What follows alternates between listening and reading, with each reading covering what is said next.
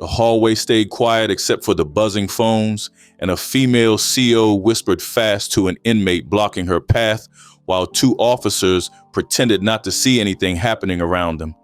His voice echoed from a recorded call saying something cold like, "This is my jail, and I make every final call in here."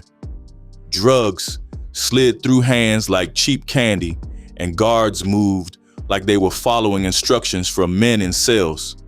Word around the tiers said 4 officers were carrying the same man's baby. Nobody wanted to admit the truth, but everyone felt it. Before the FBI kicked the doors in, this spot already had a king running things. Let's go back and see how he built that power. Baltimore City Detention Center sat on Eager Street like an old stone monster built in 1859, and everyone inside knew the place felt older than its walls and darker than its hallways. Cells looked like closets with 2 men stuffed together, and the busted plumbing made entire tiers smell like a broken alley that never got washed. The jail had no real AC, so summers felt like a burning basement, and winters hit like cold storage that didn't care about anyone suffering inside. Shifts stayed understaffed almost every day, and guards walked around stressed because they carried the whole place on nerves and not training. Fights broke out constantly, and most officers avoided stepping in too quickly because nobody wanted a knife flashed or a hot head swinging. Gangs shaped everything long before Tavon White landed in that place, and the inmate politics worked like a street map that outsiders never fully understood. Maryland had a long history with the Black Guerrilla family, and BGF held influence inside multiple state facilities for decades. Their system ran on strict rank, coded loyalty, and fear that kept younger inmates in line, even when officers didn't. Contraband moved around the jail way before White made a name, and everyone inside understood how easy the flow was. Officers walked through the metal detectors without real searches, and inmates knew that cigarettes, pills, or phones could get inside with the right request. A lot of the COs were women, and many were fresh hires looking for solid paychecks without much preparation for men who studied weakness the way others studied books. Small favors slowly became part of the culture inside BCDC, and inmates traded respect or silence for snacks or extra privileges. Officers traded small items for cash or attention, and those early cracks turned into open doors that nobody upstairs wanted to fix. A few officers got caught flirting or bending rules for inmates, and other officers looked away because they wanted peace on their tier. Corruption blended into routine, and the jail turned into a place where anything could happen if you moved smart and kept your mouth quiet. This was the perfect place for somebody patient and ruthless enough to turn chaos into a working business.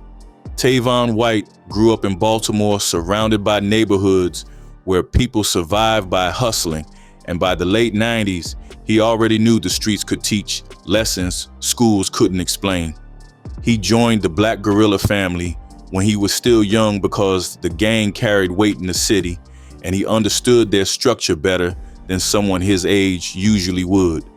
White always moved like someone thinking 2 steps ahead, and he studied people closely because knowing someone's fear or desire mattered more than knowing their strength. In 2009, police arrested him on attempted murder charges, and he landed inside Baltimore City Detention Center waiting for trial. His first days inside showed him how sloppy the system already looked, and he noticed quickly how guards acted around inmates. He saw which officers looked scared, which ones gave too much attention, and which ones avoided eye contact because they didn't want problems. He watched who ran the phones, who held contraband, and who had influence without shouting. White started making small moves early, and he earned respect by backing up older BGF members whenever they needed muscle or presence. He hid his ambition behind calm behavior, and he positioned himself beside the right people rather than in front of them. In a place with weak leadership, a man who could stay patient and read the room always had an advantage. By 2010, Inmates already whispered that Bulldog carried himself like someone holding rank, even though his official status was still developing. His confidence mixed with discipline made people treat him differently, and he understood that power inside jail came from respect, fear, and strategy, not loud talking or random violence. BGF operated inside Maryland jails through a clear system built on commanders, lieutenants, and soldiers, and nobody got to speak on business without climbing through those layers.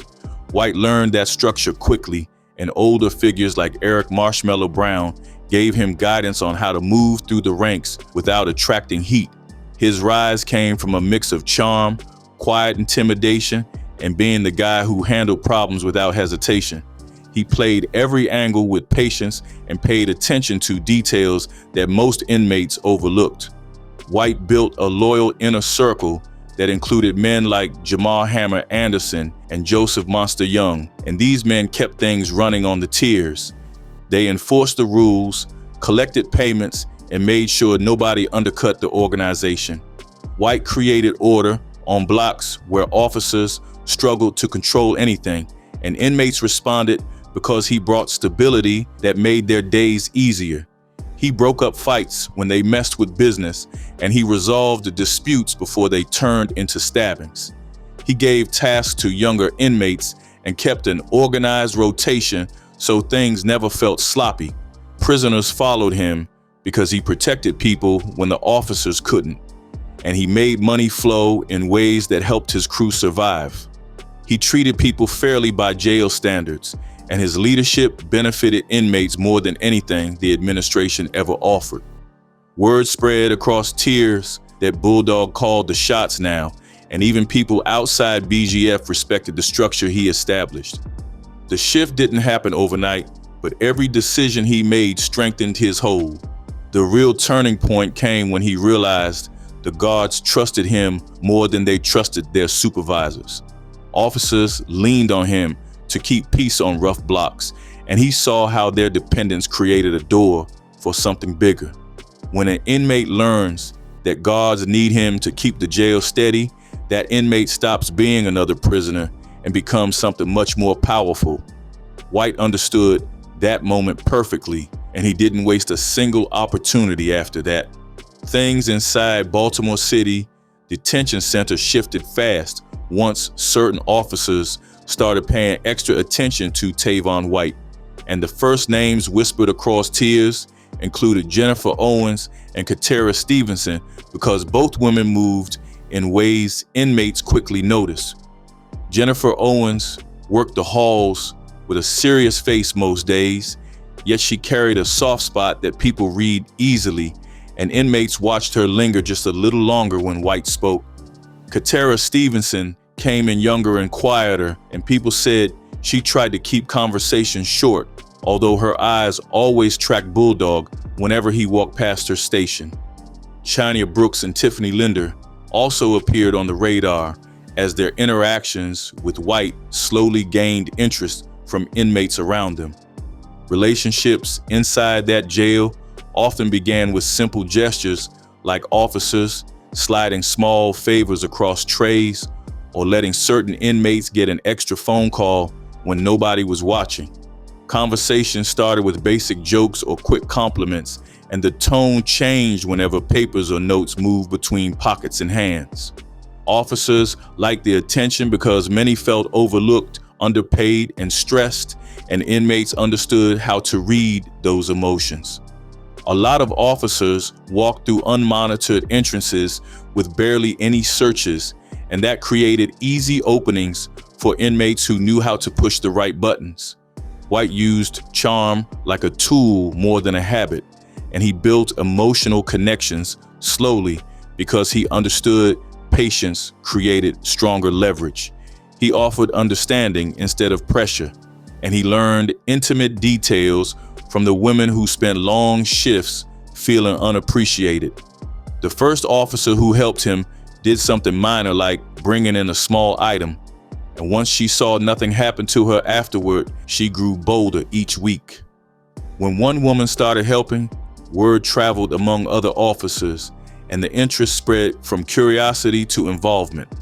The domino effect hit quick because once Jennifer Owens started communicating with White regularly, it signaled to others that he could be trusted with secrets. Stevenson joined later with her own reasons, and she carried herself with confidence that made inmates watch carefully. Brooks had similar energy, and she built a strong attachment to White that grew through long conversations and hidden exchanges.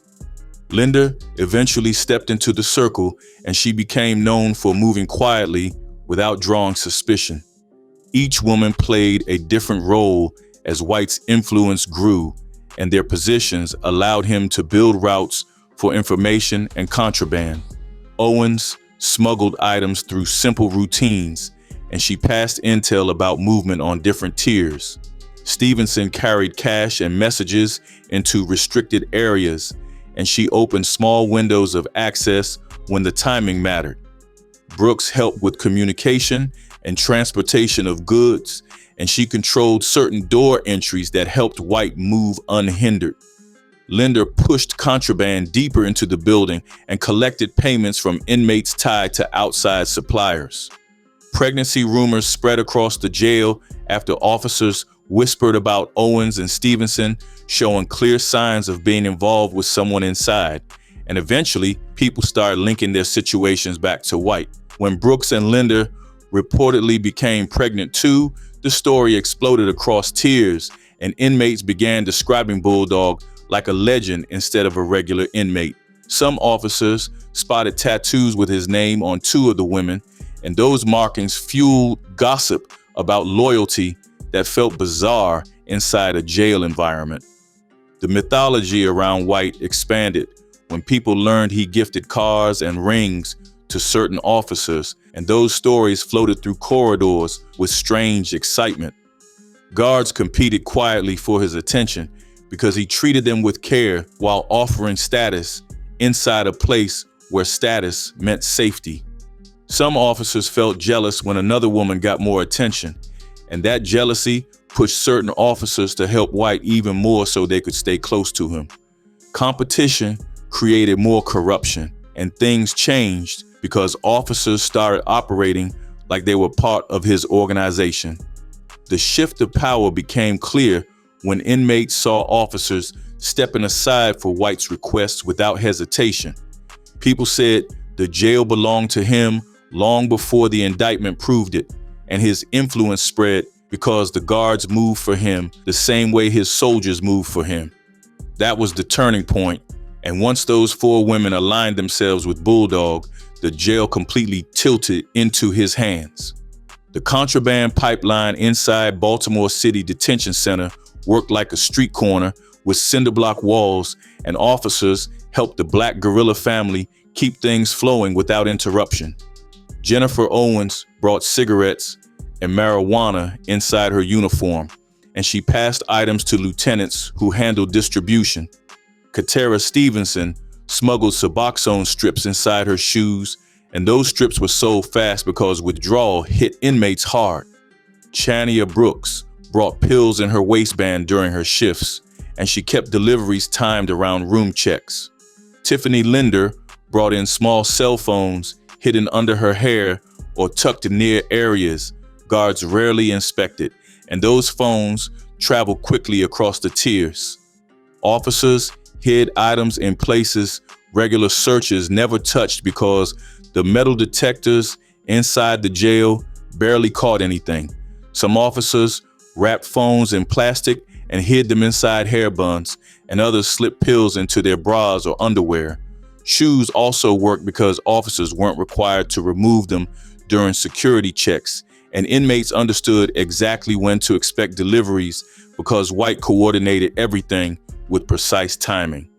The green dot card system kept the business growing because inmates used smuggled phones to send codes to outside contacts who loaded money onto prepaid cards. Street suppliers used those cards to buy products for the jail pipeline, and officers received their cuts through codes relayed quietly by White's lieutenants. Every card transaction added fuel to the business, and Bulldog made sure nobody disrupted the money chain. Cash cards fed White's lifestyle from inside his cell, and he used profits to purchase luxury items through outside associates. He bought a BMW and a Mercedes-Benz through money earned inside the jail, and inmates heard stories about officers wearing gifts he purchased with green dot revenue. White lived differently from other inmates because the flow of money never slowed down, and he used the wealth to strengthen loyalty inside the jail. Orders traveled through jailhouse phones and smuggled smartphones, and White kept communications coded with simple words that officers and lieutenants understood clearly. He used numbers and small signals to schedule deliveries or direct product movement, and inmates followed his instructions closely. His phones became vital because they connected him to both the jail and the streets, and he made decisions using information gathered from officers working different shifts. Inmates moved contraband inside the jail like a marketplace, and each tier felt like its own block with customers, suppliers, and middlemen. Cigarettes sold for inflated prices, and Suboxone strips moved quickly because withdrawals pushed demand high. Pills had steady customers, and phones became the most popular item because they kept inmates connected with everything happening outside. Violence appeared when someone tried taking money or disrespecting the structure because White enforced discipline carefully.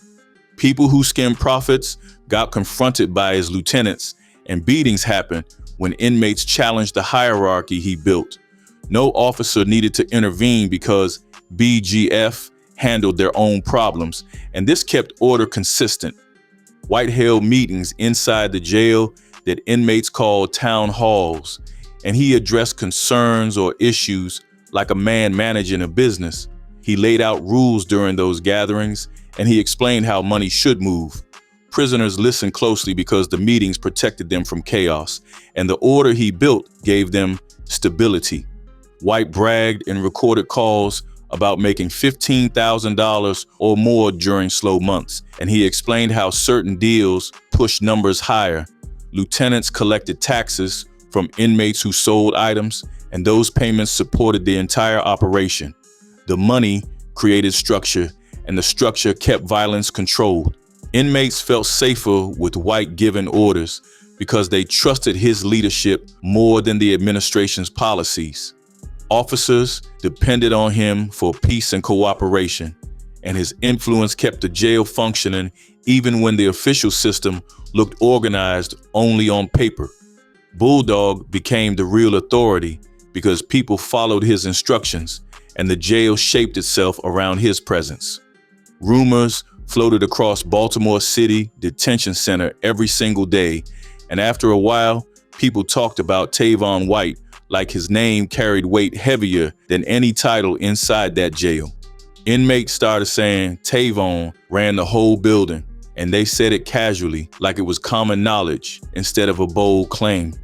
Younger inmates whispered that guards listened to him more than supervisors, and older inmates repeated stories about officers stepping aside when he walked through certain areas.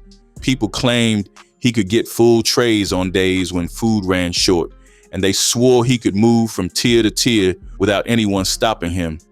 Inmates also shared stories about his pool with guards, and they described moments when Jennifer Owens or Katera Stevenson stayed near him longer than needed.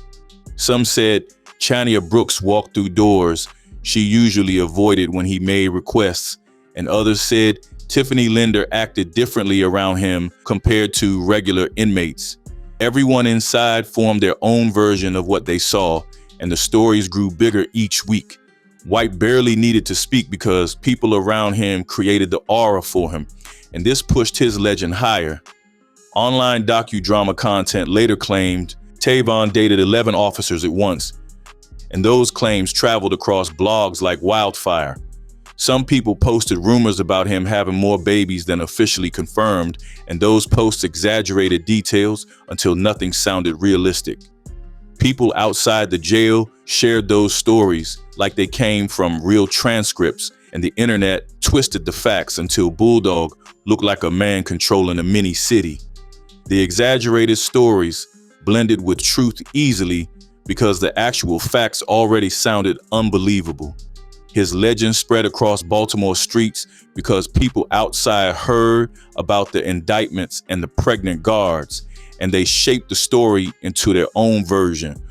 Older heads in East Baltimore talked about him like he represented a new level of jail dominance, and younger guys listened because the scandal involved power, money, and women. Tavon White became a character people debated in barbershops and corners because his name felt larger than life, and the details traveled faster than the truth ever could. Many inmates saw him like a king instead of a criminal because he offered structure when nothing else inside worked. His rules kept fights limited, and his influence kept certain inmates from being harmed. People respected that because chaos ruled most days, and order came from whoever controlled the flow of fear and protection. Bulldog delivered both, and this turned him into someone inmates followed by choice and not pressure. Official documents painted a picture based on facts, and those documents listed charges, names, and dates. Street gossip created a different version that lived louder because it felt exciting, and people enjoyed telling stories that stretched the truth. Those two worlds overlapped until nobody knew which version sat closer to reality. The line between myth and truth blurred inside that jail, and even officers struggled to separate gossip from proof. Federal investigators started hearing rumors too, and every story made them believe something bigger waited behind the scenes. They heard whispers about officers pregnant by the same inmate, and they heard claims about guards smuggling phones and drugs for BGF. Agents knew some rumors carried truth, but they needed evidence because nothing inside the jail came easy. The suspense rose because investigators understood they were not dealing with random corruption. They suspected a structure deeper than simple smuggling, and they wanted proof that could hold up in court. Federal attention locked onto Baltimore City Detention Center around 2009 and 2010 because violent incidents increased and contraband flowed inside like water. The U.S. Marshals started tracking incidents involving BGF members, and FBI analysts reviewed cases connected to drug movement tied to inmates. Officers filed reports about phones found on prisoners, and investigators noticed patterns that pointed toward organized coordination instead of sloppy individual smuggling. Agents focused on communication lines inside the jail, and they quietly identified smuggled phones used by inmates who connected with street suppliers regularly. They traced phone numbers from inside the jail to outside contacts, and those calls connected to people already under surveillance for gang activity. Investigators understood they needed a deeper look, so they prepared for a wiretap operation that required careful planning because prison communication could expose their surveillance quickly if mishandled. By late 2012, agents activated wiretaps on phones linked to BGF, and they listened in real time as Tavon White and his crew handled business from inside their cells. They heard his voice calmly explaining details about conflicts, deliveries, and discipline, and the recordings surprised investigators because he spoke with full authority.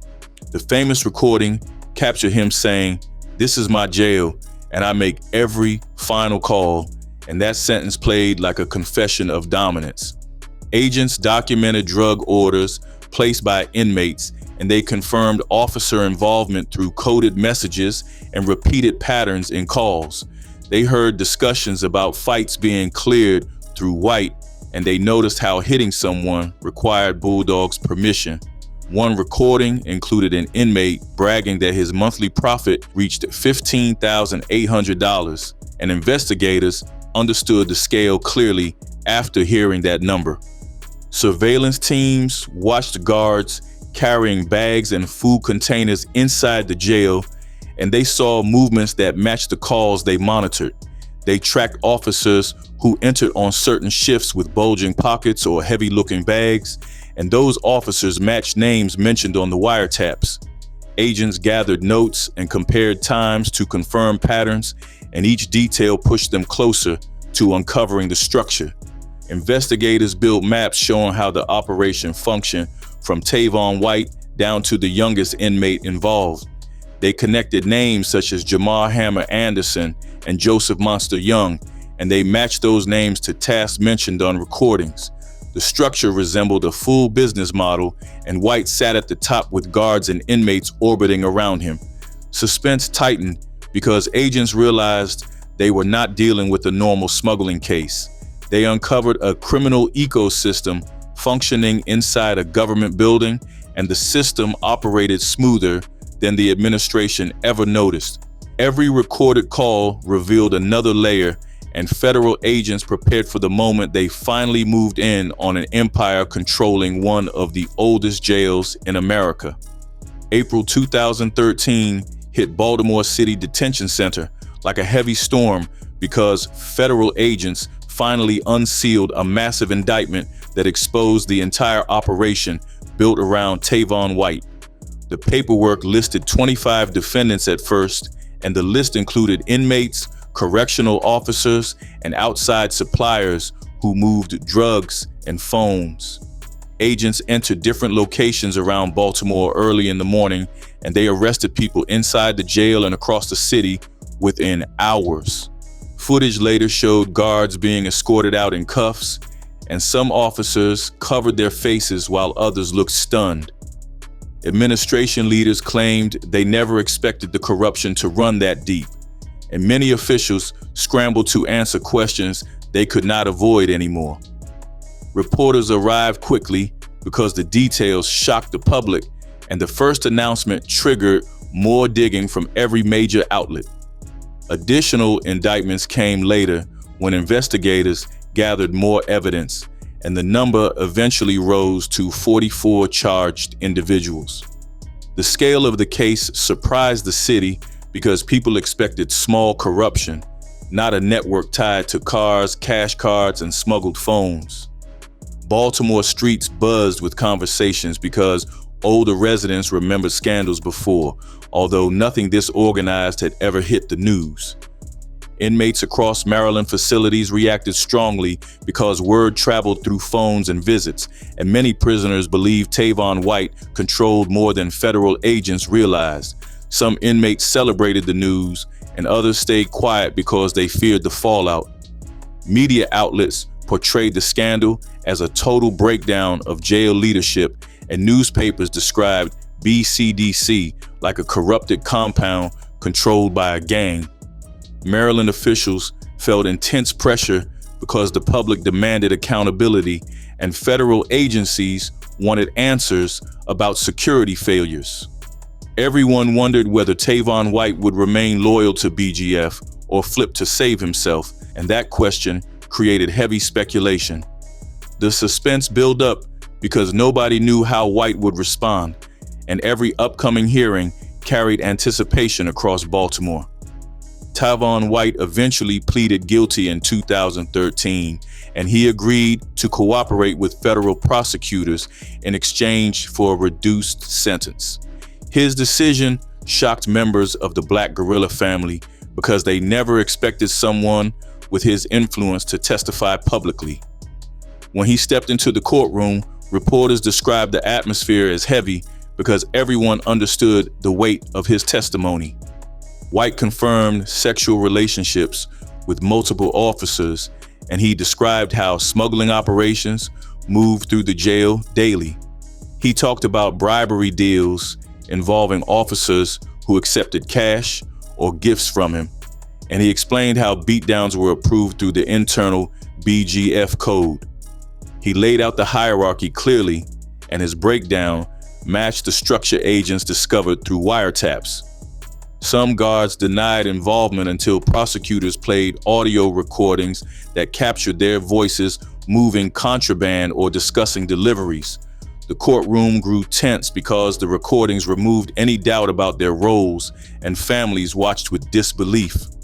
White also described officers guarding closets so inmates could have sex, and that detail shocked almost everyone sitting in court. Families of guards cried during the testimony because they never expected such explicit details about affairs or contraband. Some inmates' relatives looked frustrated because they felt betrayed by officers who should have protected the jail. White explained that greed and lust guided most of the corruption, and he claimed the officers volunteered without much pressure. Defense attorneys argued White exaggerated his power to reduce his sentence, and they claimed he inflated stories to satisfy prosecutors. Prosecutors countered with phone records, green dot transactions, text messages, and recordings that matched his statements. The combined evidence supported his claims, and the jury believed the structure existed exactly as described. 8 different trials came from the case, and 40 defendants received convictions through pleas or verdicts. Judges sentenced officers and lieutenants to prison terms, and some received probation depending on their involvement. White admitted during testimony that he put himself in danger by cooperating, and investigators agreed because BGF treated betrayal seriously across every facility.